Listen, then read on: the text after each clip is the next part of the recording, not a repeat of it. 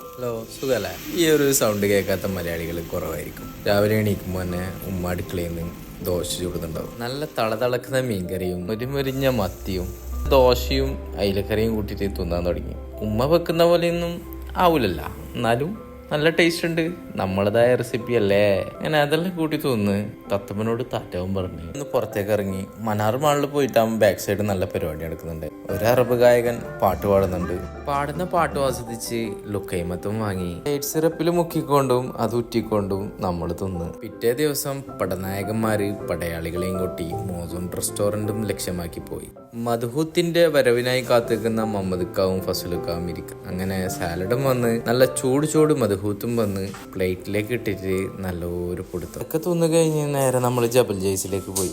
വണ്ടി ഓടിക്കുന്ന സ്പൾബറും ബേക്കിൽ കടന്നുറങ്ങുന്ന മമ്മദ്ക്കാവും. മലകളും താണ്ടി കുന്നും കയറി മുകളിലെത്തി. നമ്മുടെ നല്ല ആട്.